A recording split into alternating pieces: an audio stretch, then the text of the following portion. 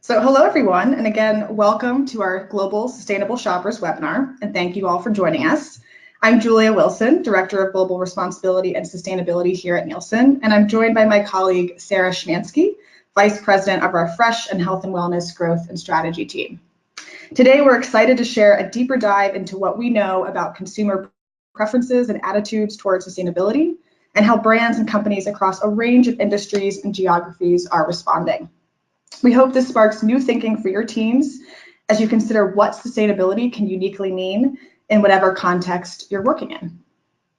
So let's start with the opportunity that sustainability presents for all of us and what it means for our broader world.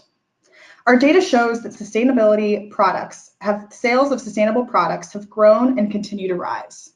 We project that by 2021, $150 billion will be spent on sustainable, fast-moving consumer goods products in the US. That's right, $150 billion with a B. When you zoom out to think about what this means at a global scale, coupled with the fact that the majority of global consumers tell us they are willing to change their consumption habits to reduce their environmental footprint, it's clear that not only is sustainability an opportunity, but is a true imperative for all companies to align with consumer desire and societal need. With that imperative in mind, I'd be remiss if I didn't pause just for a moment to share what this means for Nielsen. Our core and unique competency as a company is our data.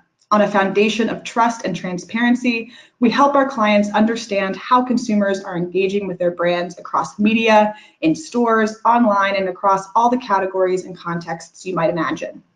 With that responsibility at the core of what we do, we're focused on using our time, skills, and expertise for good, whether it's through our employee volunteer projects, donation of our data to nonprofits, or managing our own footprint across our business and supply chain. Over all of our efforts, we're focused on connecting this journey of continuous improvement across the sustainability areas that are most relevant to our company, while transparently sharing our progress and challenges with our stakeholders. Put another way, we too see sustainability as a multifaceted value creation opportunity. And we're committed to helping our clients embed sustainability into each stage of their own journeys as well. What this also means is that we as a corporate responsibility and sustainability team recognize the opportunity that we uniquely have to help our commercial and product teams connect with our clients. And we also see a huge opportunity for those of you on sustainability teams working at companies with direct consumer connections to do the same. Whether you're working at a manufacturer or a consumer goods company, in the media space or at a retailer, it's imperative that you make sure that your sustainability goals are connected throughout each phase of creating and bringing products and experiences to market. And as a part of that you're walking hand in hand with your teammates across functions to make sure that sustainability is positioned as a true competitive advantage for your company. We know we're far from alone in this, and that a mix of dynamics have contributed to more and more companies coming on board with these ideas. Corporate sustainability and responsibility efforts have grown in size and scale in recent years. Today, it's a true imperative for large and public companies to disclose their environmental, social, and governance, or ESG, progress and performance, with more than 60% growth in the number of companies who do publicly share this information over the course of less than 10 years. And this isn't limited to the work that traditional corporate sustainability and responsibility teams do. Sustainability is increasingly tied to innovation, and it's seen as a value driver for growth in sales, customer loyalty, and increasing your market share. In other words, companies are increasingly seeing the value in embedding sustainability into the core of what they do and what they offer to the world every day. It's not just that brands will need to continue to become more sustainable to get ahead of their competition, but if they don't enact more sustainable business practices today and into the future, they'll fall behind where the overall market is heading. It's perhaps no surprise that social and environmental movements and crises are a big driver for companies and brands as they seek to be more innovative and transparent about their efforts. The negative effects of air pollution serve as one example. This data comes from the World Health Organization, and we share it here today as a prompt for us all to consider how external factors like air pollution or plastic bans are affecting consumer behavior. We are all just people, and to say consumers is just another way of saying people who buy or consume things. It's important for all of us to be cognizant of the social and environmental issues that impact all of our daily lives, whether positively or negatively, to understand how our products or brands could both be made more useful to consumers and also not contribute to negative effects in our collective world. Banning plastic bags or reducing the use of plastic is an increasingly popular tactic for governments and companies to take. Whether it's responding to constituent or consumer demand or a government or company taking proactive action, plastics is just one of many areas to watch for further movement. It's these corporate and governmental actions influenced by and influencing consumer demand and behavior that are the true forces of change behind sustainability's momentum and what will continue to power this growth into the future. Overlaid with the social and environmental challenges affecting us all, with efforts like the United Nations Sustainable Development Goals, or SDGs, guiding the way towards a sustainable future for our planet, it's clear that the importance of sustainability will not be diminished as we advance towards 2030 mark on the current SDGs, or further feel the effects of climate change on our world and overall business and economic growth. We heard from you all that the definition of what sustainability means is continually evolving and growing in terms of all that it encompasses. And we're going to go live now to the survey results to our pre-webinar poll. And we have to say thank you to the more than 140 of you who took our pre-webinar poll and answered the question, when you hear terms like corporate social responsibility and sustainability, what comes to mind? We presented a long list of possible aspects of a brand, product, or company that you could choose from, with the goal of understanding what are the broad areas or buckets of activity or corporate commitment that would bubble to the top. So you should see on your screen the results of that pre-webinar poll, and you can see that the top 3 most popular responses to the question were: number 1, the product or packaging is recyclable or reusable. So that means something like compostable packaging, edible packaging, or TerraCycle certified. Number 2 was the practice used are not harmful to the earth or animals, so things like cruelty-free, eco-friendly, humane, pasture-raised, and free-range. And number 3 was the company minimizes its use of energy. So clearly both how something is made and how a consumer can minimize their own footprint after purchasing and using a product are very important. The 3 least popular responses are just as interesting to me. And those were: number 1, the company is free from scandals. Number 2, the company is diverse and inclusive. Number 3 was a bit of a surprise to me. Ingredients are natural and healthy, so organic, all natural, no artificial ingredients, and so on. And the last one, number 4, the company donates to the community or charities. So again, this question wasn't asking respondents to rate what's most or least important for a company's performance or success overall, but what consumers are thinking about when they hear these broad umbrella terms. And what these results tell me, at least, is that some of these aspects related to what a company does in parallel to its core manufacturing or product creation function, like perhaps where it donates its profits or whether its history is clear of any past issues, is less important relatively to consumers than the direct sustainability aspects that consumers can expect to find in a given product, and the degree to which a consumer can see corporate commitments around sustainability coming to life, and how that product is made, and the sustainable options that consumers can choose to unlock in their own homes and lives. No longer is the purchasing decision boiling down to a simple equation of how much does it cost and how much do I want this item, but consumers are really thinking more deeply about what happened before their moment of purchase and what will happen to whatever packaging or other materials are used in that product after they're done using it. These responses mirror an idea we're going to talk about in a moment, about how consumers are really making more of a direct connection from corporate actions to their own lives, habits, and choices. So consumer demand for sustainability, health and wellness, and calls for greater transparency for brands and products are all coming together to create new growth at the intersection of what we're calling healthy for me and healthy for we or for the world.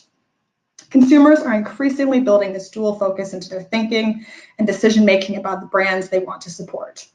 No longer are consumers just thinking about the personal impacts of the products that they put into their bodies, give to their families, and bring into their homes, but they're also thinking more about the impact of these products on their communities or broader world. My favorite example of this comes from one of our colleagues on our Nielsen innovation team. She was shopping for eggs with her 6-year-old daughter, and while she's scanning the aisle for the right brand of organic eggs that she prefers, thinking about her purchase through a healthy for me lens, Her daughter asked if they could buy, quote, the kind of eggs where the chickens get to play, bringing in a healthy for the world perspective. I love this example because it demonstrates how all of these factors can come together in one product or one purchasing decision, and often it's in a very complementary way. Consider that conversation playing out at the scale of an entire store or online product catalog. Consumers are, of course, influenced by the traditional factors of convenience, their budget and ability to spend, and whether they're even aware of a product in the first place. But this healthy for me and healthy for we filter is increasingly influencing consumers' decision-making across all product categories. And the good news for brands committed to giving consumers what they're looking for in this space is that healthy for me and healthy for we is linked to premium factors.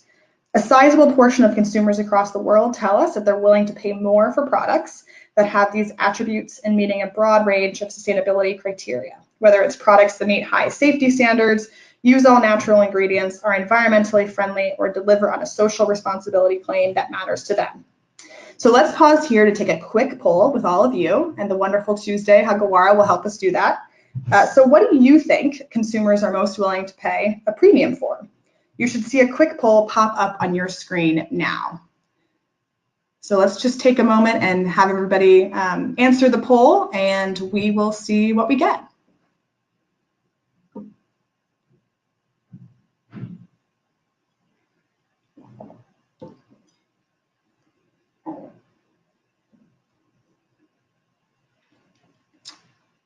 Tuesday, are we getting results in for our poll? Yes, we are.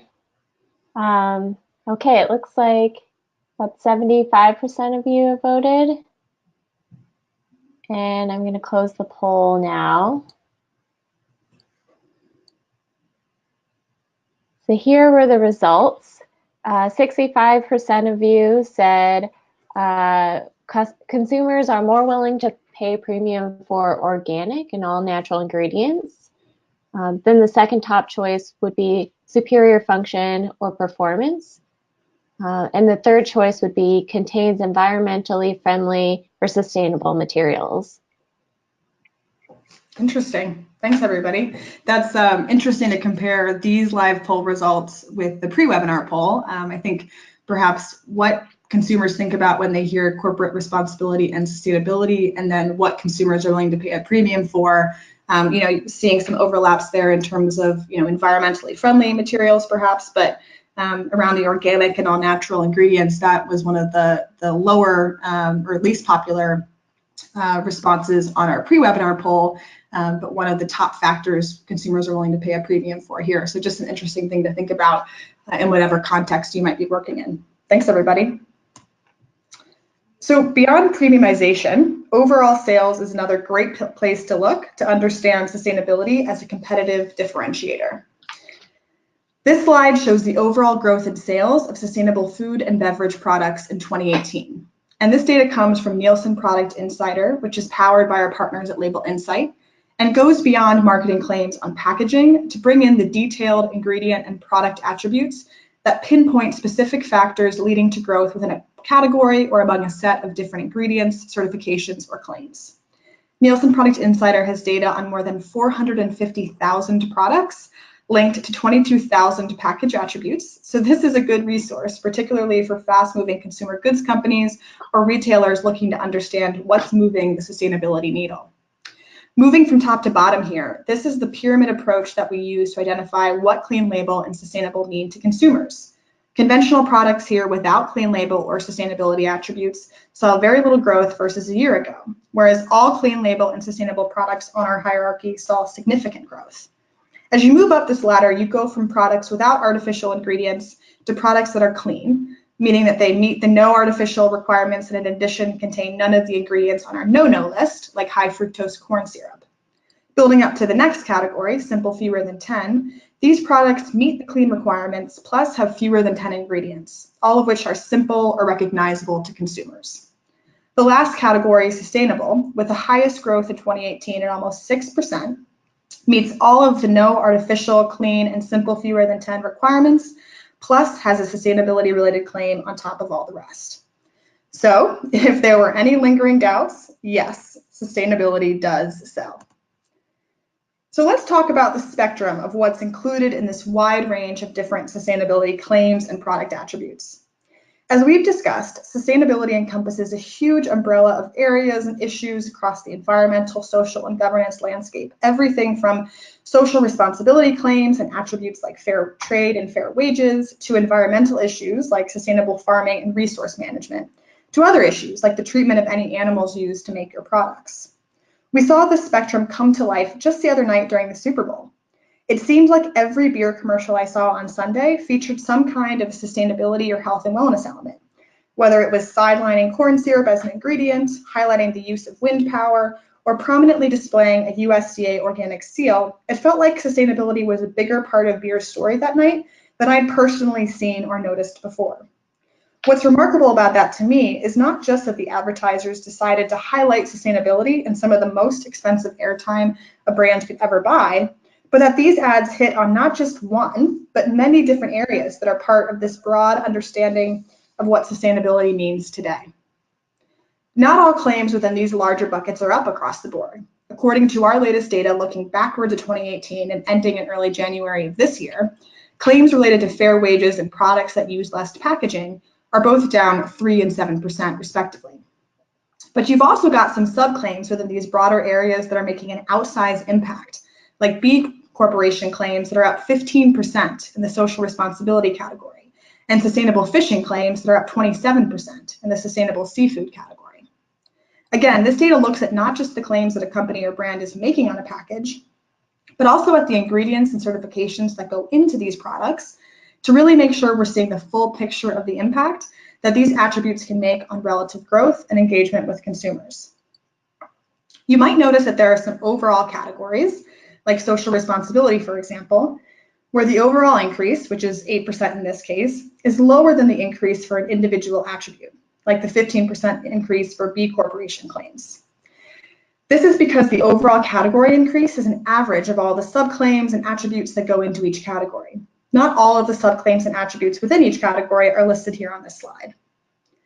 And moreover, every category is different and every consumer engages with brands in different ways. So it's important to think about where there might be opportunities for your brand to reimagine how you share information on your packaging or in your consumer-facing materials, so that you're not losing shoppers who are looking for specific aspects but can't find them easily on pack.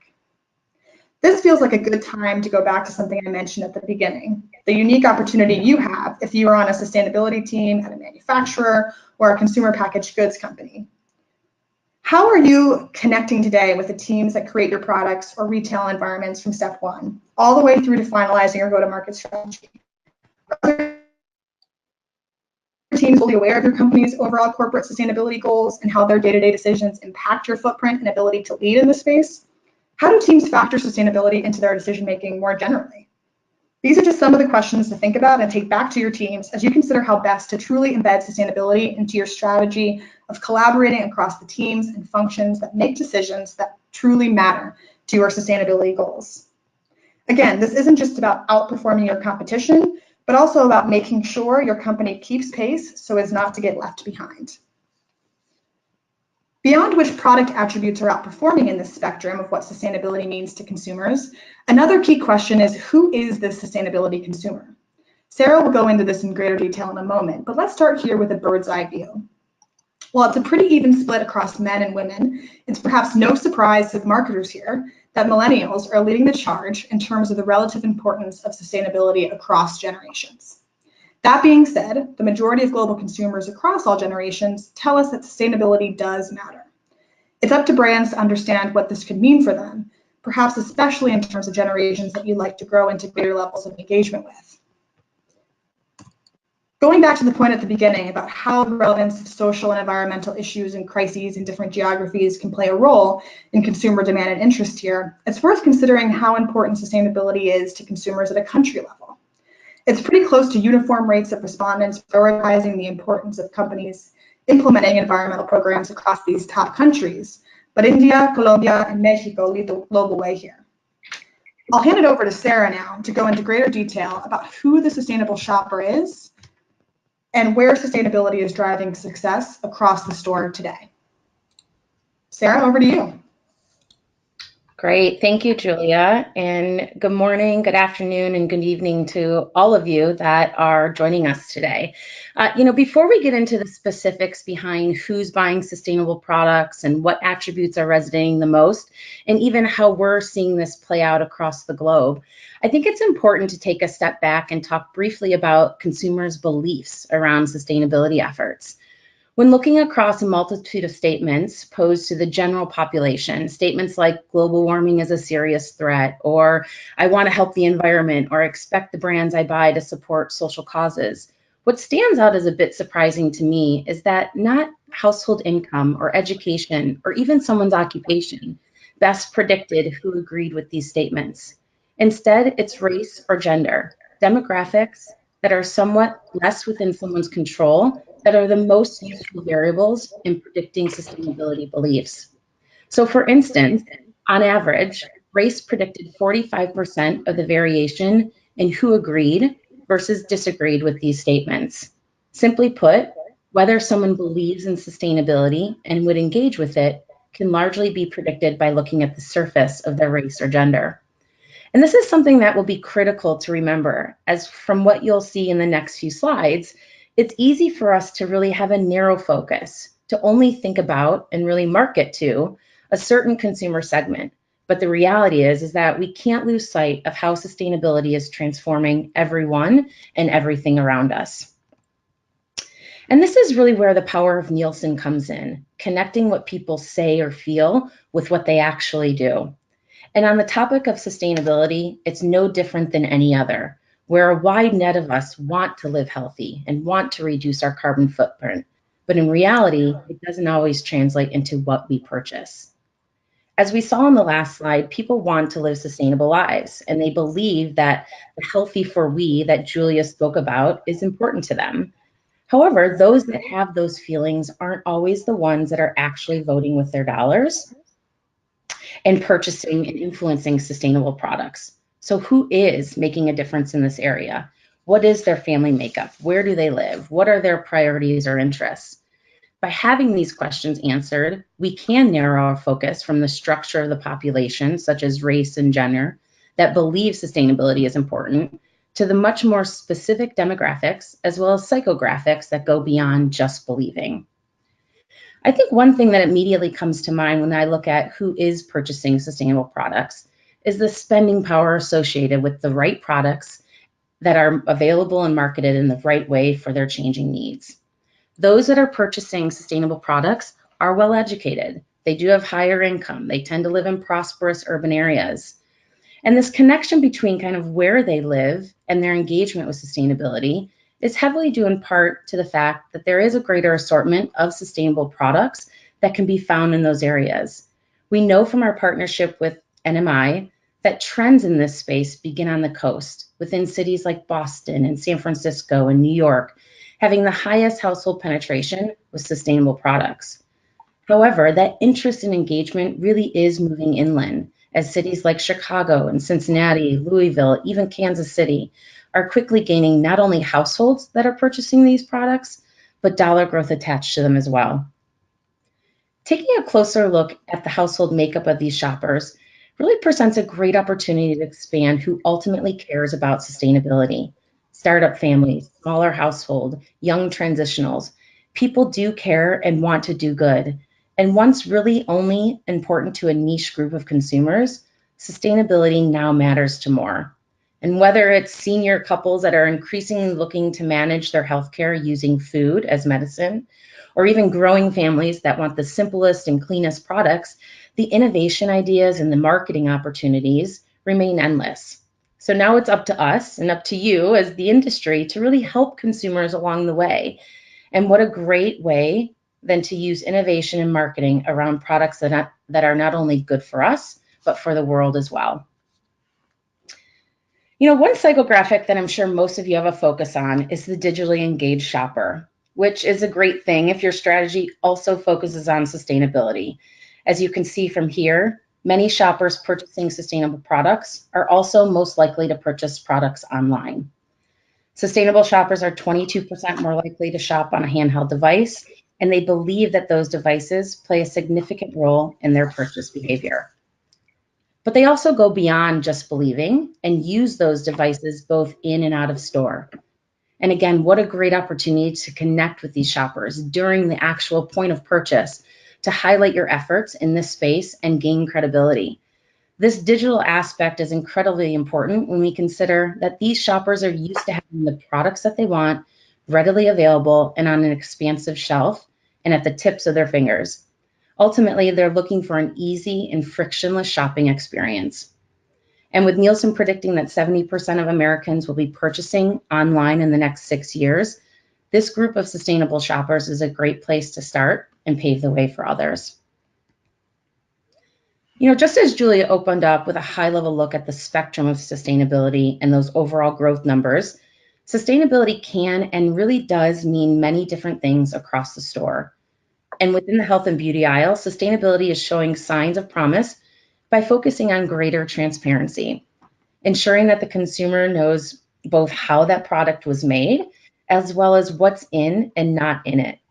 From our global sustainability survey, we know that for a majority of consumers across the world, the absence of undesirable ingredients is more important than the inclusion of beneficial ones. So highlighting the all natural and the no artificial is definitely resonating here in the health and beauty space. As I think about what we just went over on who's purchasing sustainable products, perhaps there's this underlying connection here within the health and beauty space. We know from our e-commerce sales data that this category and this aisle is blazing the trail for overall FMCG e-commerce sales. And with sustainable shoppers having a strong digital engagement, the fact that they can get clean and natural and sustainable personal care items online is just another way brands are trying to win overall. Hopefully, many of you are aware of Nielsen's annual Breakthrough Innovation Report, which takes a deep and holistic look at innovation that has hit the marketplace. By looking at these breakthrough innovators, we can determine what it takes to achieve both consumer and retail success in today's challenging environment. These products have really cut through the clutter and possess relevancy, endurance, and distinctiveness, but not just in year one when they've launched, but beyond. And when we look at all the winners from the past 4 years, each possess the ability to capitalize on research or smart insights to really feed consumer demand and desire. And for the ones that you see here, that demand and that desire all centered around sustainability and transparency. Whether it was all natural or free from ingredients, or even focus on less packaging, these brands not only took a stance on sustainability, they brought incremental growth to their respective categories at the same time. But it's important to understand that just because sustainability on a broad scale is driving growth, it's not a one-size-fits-all solution. What's common amongst the breakthrough innovation winners is that they understood what specific attribute mattered the most to their consumer and delivered on that. Sustainability shouldn't be looked at in a uniform way across the store, as what may be important in one category may not be the most important attribute in another. So take this insight as an example. In the nutrition bars category, fair trade products represent just 3% of category sales, yet it is growing up 28% compared to the overall category, which is declining at 1%. Coconut water, 7% of the dollars come from fair trade products and has a healthy growth rate as well, 32% compared to a negative 5% for the category. And the same story goes for supplements. So while these are a small base across all three of these categories, fair trade is resonating with the consumer. However, if we isolate just this one sustainability attribute and look at ice cream, having this narrow view may lead to some misguided decisions. By looking at overall share, one may think that fair trade is important to ice cream, as it represents more than 11% of the total category. Yet its growth tells a different story, underperforming the overall category. And I think we all know that it's been other factors, specifically in ice cream, that have really driven relevancy and growth lately, including high protein, low calorie, and low sugar attributes. So knowing which attribute or which ingredient or even which sustainable factor is the most important for your consumer is crucial to maintaining growth in this competitive environment. I think all of this excitement and redefinition is really what's bringing new life to many categories across the store. There's really nothing we should consider a commodity anymore, and there's really no one ingredient or trend that will guarantee success uniformly. It's about looking at a granular level within your category or your brand to identify the product attributes that are driving consumer excitement the most. These three categories really show the power of how claims and ingredients can redefine the perceptions that consumers may have. Take again ice cream as an example. In a category that was once struggling to bring in new buyers and where growth was rather stagnant, brands changed their focus. They changed their focus to highlight claims that were backed by the FDA, where we know consumer trust is greater than in claims that are not backed by the FDA. So this shift to innovate and message using protein content and FDA healthy continues to be a winning pair for ice cream. In ready-to-drink coffee, it's products that are cold pressed and meet the FDA good source of protein, plus all natural ingredients that are aligning with shoppers' needs. And the focus on sustainability truly does go beyond food and beverage and into health and beauty as well. Facial cleansers have renewed energy by focusing on what we talked about earlier in the session, that being healthy for me with all natural ingredients and healthy for we in products that are cruelty-free. So ultimately, what this is showing is that every category has the potential to innovate and really bring to market something that was never thought of before. And this shift towards ingredient-driven growth is definitely already underway in retail, and it's occurring across all departments and all aisles. Within grocery, it's all about clean label. Products that are free from artificial colors and flavors and preservatives, have less than 10 ingredients, have ingredients that are recognizable, and don't include any of those unacceptable ingredients like nitrates or sulfates. And while you may think, well, it's only a 1-point shift, it's not that big just yet, that 1 point equals $2.3 billion in annual sales that are going to these products instead of potentially yours. And taking a closer look at what goes on our bodies as well, there are categories that are taking the leap with sustainability and transparency. Cosmetics and skincare have both experienced a 6 to 7 point shift towards products that are paraben-free, in part because of consumer demand and also in part because of specific retailer requirements, but again, ultimately showing the need for free from, better for you products. I think what's even more enticing around these products is the willingness of consumers to pay a premium to know that what they're getting meets their values when it comes to sustainability. Research conducted by our partners at Label Insight revealed that 73% of US consumers would be willing to pay more for a product that offers complete transparency. And as we heard in our survey and we saw from the poll, this extends beyond our own backyard, with 41% of global consumers willing to pay more for natural or organic products. And in China, super premium and premium products within health and beauty continue to steal share and really experience that double-digit growth, with many highlighting claims that fall under the Better For Me umbrella. And in France, where the FMCG market has seen declines in growth year over year, it's organic products, which on average have a 25% price premium over conventional items that are driving not only new assortment to the aisles, but significant dollar growth as well. However, there's really this dichotomy that's occurring, very similar to what we've been seeing happen in the US over the last few years, that's putting some added pressure on large manufacturers. As consumers' demand for products such as organic becomes more mainstream than ever, retailers are trying to fill in that gap, both from an assortment standpoint and from a price standpoint, and innovating with their own products in this space.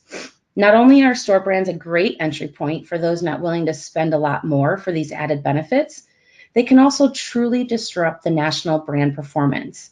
And in this case in France, where nearly 80% of organic buyers buy both private label and unbranded products. As these enhancements in taste and product design and marketing progress with store-branded organic products, consumers could switch altogether to save a few extra dollars. At the end of the day, we all know that for now, taste remains supreme.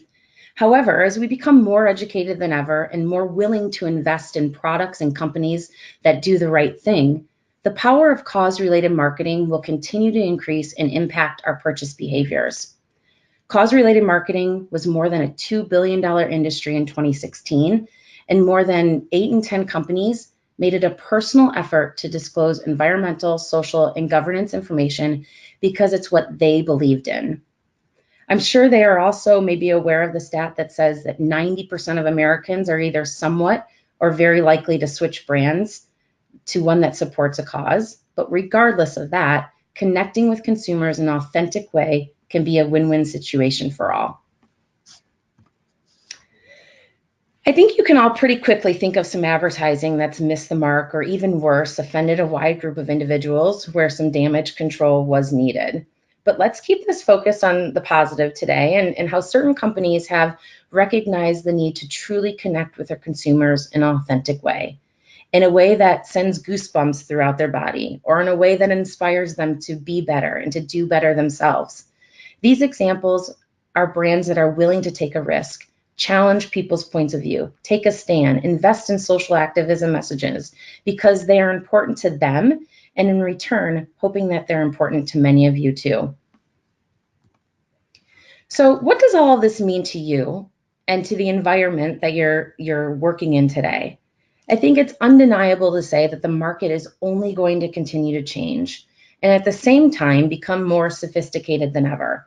However, no matter where you are along the spectrum of sustainability, there are strategies within each stage to capitalize. If you're just getting started, it's about knowing and quickly applying the basics. What's winning? Who's winning? How can you act fast to gain credibility and steal some share? Just as quick as the consumer changes, so does the market around sustainability and the types of products and claims that influence it. There will be more noise than ever, and as a result, information overload will likely cause a lot of consumer confusion. So it'll be critical to invest where it matters the most, in innovation and consumer understanding. Ultimately, it's about being true to your company's mission and overall brand strategy so that it's clear to your consumers who you are and truly what you stand for. So we talked about a lot of different data points and concepts today. Hopefully your head's not spinning in that information overload that I just talked about, but rather excitement about the possibilities available for your brand. We hope you walk away with insights that can further shape your own strategy around sustainability, whether it's about having a better understanding of how consumers feel about it, who's tying that to overall purchases, or even specific ways sustainability is driving growth today in the industry. I think the critical next step will be now to leverage these important attributes within your own brand and own product portfolios and communicate it to your consumers. And obviously, we're here to help you along that journey. So Julie and I would like to thank all of you for attending today's webinar. I know we talked a lot, so now it's time to hear from all of you. Let's open it up for some questions, and I'll turn it over to Tuesday to see what questions have come through. Sure. As a reminder, if you have any questions, you can use the question box in your control panel to submit questions. We've already had a few come in already. The first one is, how are you defining the 150 billion of sustainable products, and what's included in that number? Sure, so great question. I think just as we talked about sustainability being that spectrum, our projection includes all products along that spectrum. So as Julia mentioned in the beginning, products that fall into the free-form bucket, so free from artificial colors, flavors, free from GMOs, products that are clean and simple, that don't contain those unacceptable ingredients, as well as have less than 10 ingredients. And then product and packaging that has a sustainable claim attached to it as well. So it's important to remember that this is across all of FMCG products, including both UPC and non-UPC products from Nielsen's Total Food platform, and it does span across that full sustainability spectrum. And related to that, one person asked, how can we see Nielsen's no-no list? Great question. It's available on maybe Tuesday we can add it as a resource, but if you Google Nielsen undesirable ingredient list, it'll come up for you. We've got it linked in a number of different articles on Nielsen Insights, so you can also search on Nielsen Insights, but it's quite a long list, but some of the examples, things like hydrogenated soybean oil, bleached and bromated flour, and all kinds of other stuff that maybe you've heard of, maybe you haven't, but you should easily be able to find it if you Google Nielsen undesirable ingredient list. And just to add to that, we did, in working with our partners at Label Insight, have come up with a spectrum of clean label as well. So within that broader sustainability umbrella, looking at different levels of clean label, and that also includes some of the no ingredients that Julia just mentioned. All right, and we have another question. Authenticity is a big theme here. So how can brands road test their ideas before it's built into a commercial or big consumer engagement? Yeah, I think that's a great question. And authenticity is something that we've seen come up in so many different contexts, and not just when you're talking about sustainability, but critical there too. I would say the number one thing is getting outside voices in. So some of the worst decisions can be made when you're not talking to a diverse group of people and you're not including diverse perspectives. And I think a huge part of that with authenticity is bringing people from outside of your organization. So who are the actual consumers of your product if you're a manufacturer, or who are the people who are shopping in your stores if you're a retailer, or if you're any other kind of company, who are the people that are working in the nonprofit space, at community organizations, in other contexts in the broader industry, that can really give you sort of that mirror to look at yourselves as a company or an organization more critically and more sort of holistically as well. So I think bringing in those outside voices is critical. Taking a sense of humility along with that. I think some of the best brand and corporate, authenticity efforts and messages have really brought humility along with that. And it's not all about the company, but it's about the broader cause or the broader mission or the broader social thing that's happening that the company can uniquely contribute to. And with that too, I would just say finally, make sure that it's relevant for your company. So it really has to speak to whatever is core to your company or business. It has to really make sense. So kind of road testing it also with, if you called your grandmother and told her that this is what the company is doing, would she get it? So would the average consumer, the average person on the street, make that connection, and does it really make sense in that way too? So I think bringing in outside voices though would just be number one in my opinion. Sarah, what about you? What do you think? Yeah, I think those are all great points. I mean, ultimately, I'll piggyback on what you said, Julia, too, is being true to yourself and ensuring that your consumers see it as authentic. And, if they are brand loyal to your products and your brand, that they truly believe the message that that you're putting out there, because it's what you've been speaking to all along. So definitely remaining true and authentic to your brand and your company mission.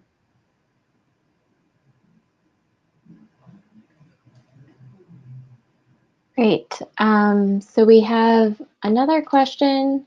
What are the important metrics to measure when it comes to sustainability? Is it just sales? Obviously, I think sales are important. Obviously, performance of sustainable attributes is definitely something that you don't want to lose track of. If something isn't resonating at the shelf, at the point of purchase, and influencing consumers to ultimately put that product in the basket, it may not be worth investing in. So definitely taking a look at sales, how that's performing over time, and continuing to revisit it and to continue to look into how those sales metrics are performing is definitely something you don't want to lose sight of.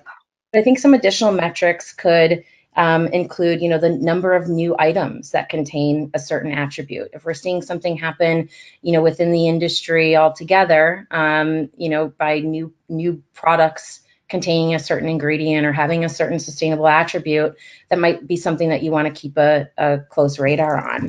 And ultimately, what are retailers and brands talking about, either through shelf tags or marketing claims or their e-commerce site, or even more broadly, what's happening at a corporate or even legislative standpoint. So having a pulse on all of those factors can really open it up and allow you to identify some opportunities and where sustainability, transparency, health and wellness could be a driving factor.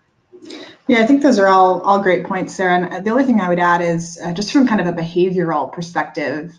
So number one, consumer segments, are you reaching the consumer that you think you're reaching or that you want to reach? Are you trying to double down with consumers who are already true believers of your brand, or do you want to, branch out into a different consumer segment? So thinking about that. But secondly, also thinking about how are consumers actually using your product, and are there any unintended consequences or impacts related to that? So you could be a consumer packaged goods company that could come up with the best, most sustainable shampoo, for example, on the market. Sustainable in terms of how it's produced and sourced and the packaging and all the rest. But if consumers are spending 10 more minutes in the shower to make sure that all of the shampoo gets out of their hair, it's not so sustainable after all, because water usage is a huge sustainability impact area that we all have to be thinking about. So I would also encourage brands to really think about what's happening when consumers are getting your product. How can you test that in consumers' homes or with consumers in terms of talking to them or engaging with them and learning about how they're using their product or your products, and if there's any unintended consequences that are coming out of that maybe you could solve for in creating new products or in evolving your products as you move forward. All right, we had one question come in that I think will be really helpful for everyone. Can you provide any examples of eco-friendly brand strategies in the FMCG space? So I've got an example I'm thinking of just in the general sort of, I'll say adventure or outdoor wear market. I think we've seen a lot happen, and maybe not fast moving consumer goods specifically, but I think it's an interesting case study to look at. So if you think about REI or Patagonia or North Face or so many other brands in that sort of space, whether it's a retailer or manufacturer, they're doing a lot to kind of bring a full circle sustainable lens on their brands. So everything from making sure that their products are sourced from reusable materials or recycled materials, which is a great thing, but also putting more money and expertise and time and effort and all the rest into causes that are really related to their brands and that pay dividends not just to society and the environment, but back to their business. So encouraging people to get out in the world more, encouraging people to go hiking, go canoeing, and insert whatever kind of adventure or outdoor activity you like. That not only encourages people to use the brand and to be loyal to the brand, but it also is just a great thing for the world more generally. So I think that's a good kind of strategy in terms of that full loop of making sure that your products or your retail environment are sustainable and really in kind of creating something that pays dividends not just to you and your own consumers, but the world more broadly, and doing it in a really authentic way. Okay. How about this one? How are you seeing governments impact or drive sustainability trends? And this person was specifically asking about the US, but if you've got other examples, I think that would be great. So the first thing that comes to mind, and Sarah, maybe you've got other things to share here. The first thing that comes to mind for me is plastic. So that we talked about plastic bans first, but I'm also thinking about straws. So I loved the sort of social, I'll call it kind of avalanche of straw shifts that happened due in some part to government action, but also companies that were sort of taking up the mantle of eliminating straws, reusable straws from their supply chains or from their consumer environments, and then other companies then doing the same. And to me, that was a great example. I don't recall off the top of my head sort of what the chain of events was there, but just a great example of how both government and corporate action can kind of push and pull on each other. And then within that, when companies see that their peers, or not even in the same industry, but companies that they sort of look up to or view as peers in the sustainability space are doing something like that, they're also incentivized to do the same. So I think that kind of action makes it easier for governments perhaps to move on sustainability issues, when they know that their constituents of whatever kind are interested in that issue and think that the government can help. I don't think any one avenue is the only way to get this sort of sustainability momentum going. I think both government action and corporate action, as well as consumer demand, all comes together to drive that sustainability agenda forward in whatever context that might be. So I think government, though, to answer the question, is definitely a big part of that and an important part of that as well. Yeah, you've also seen some recent legislation around bioengineered and things specifically within the food industry that, where the government is getting involved and where we're seeing greater transparency on products from a food standpoint. So there's definitely some alignment and connection there. Tuesday, I think I saw a question come through around price neutral when looking at sales around different levels of sustainability. And I think, one thing to mention here is that it does span across the board. There definitely are products that have that price premium that we talked about, but we also are seeing that, that gap in that price premium is becoming less. Obviously, with store brand products, innovating and putting products out there in the health and wellness space, to also demand even just getting greater for organic and natural products. So that price gap does occur, and I think from a different based on every category, but ultimately it is shrinking and becoming less of a hard thing for consumers to swallow. All right, we had one question. Someone is asking for your thoughts on companies that try to capitalize on sustainability, but they may be misleading consumers. For example, they're using feel-good general labels on packaging that say all natural without truly living up to what people think all natural means. Yeah, Tuesday, I think this is a good one, and whoever raised that is smart to raise that, because this definitely is not just a marketing exercise. So I think increasingly, and this will only continue to be more and more true as we evolve further as a society in terms of social media and the power of the internet, but truly what we're seeing is consumers are their own fact checkers. So when you walk into a store or when you're shopping online, it is super easy for you as a consumer to validate the claims that a company might be making. And you've got so many different data sources for that. And no longer is it just, you've got to rely on the packaging, or maybe there's some kind of, website that the company has created and it's only their voice talking about it, that you have to just rely on those sorts of sources. And so I think what that means is, companies might continue to still try to do that and be misleading to consumers, but I think companies that do that will only more quickly be found out, and they'll suffer for that. So there's things like Smart Label, which is a resource that consumers can go to online, and companies like P&G and others have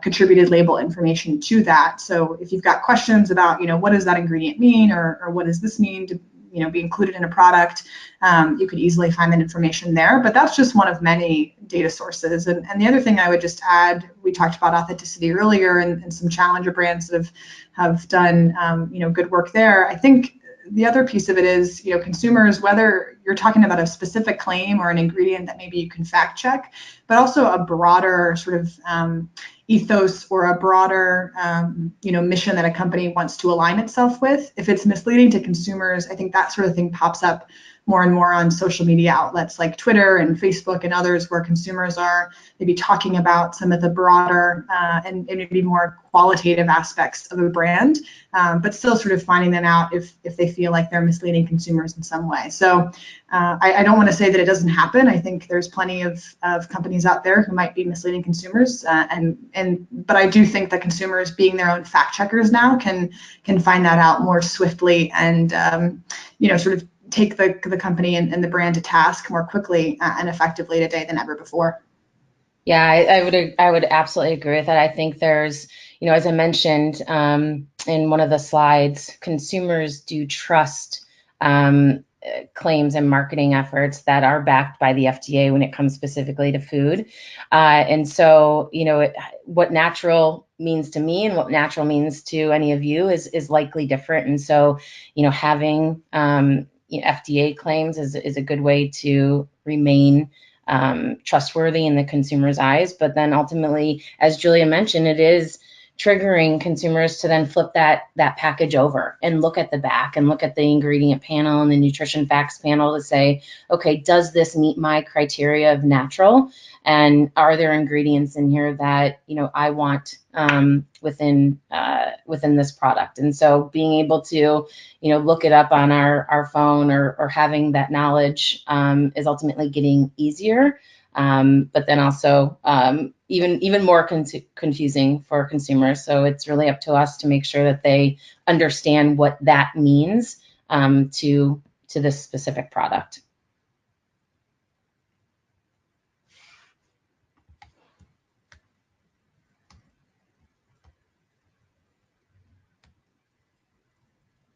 Tuesday, any other questions coming through? Yes, I think we have time for one more question. How about this one? When do you expect sustainability to be table stakes for CPG?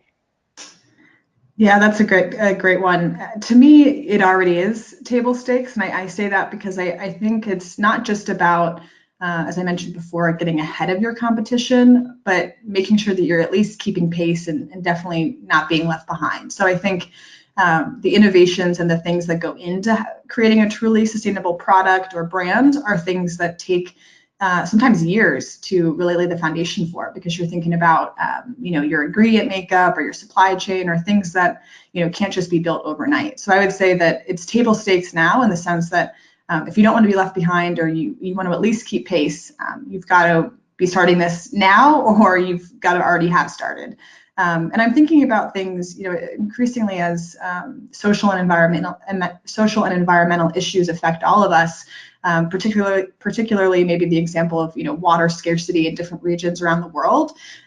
Those sorts of issues have shown us that consumers expect companies to respond in really effective ways. So in a water scarce region, how can I use the same sort of products that I need to live my life and to give to my family for our lives at home, but do it with water scarcity in mind. So I think that's just one of the kind of examples where it's already table stakes in terms of the lives that consumers are leading and what they need to lead lives in our changing environmental and social world.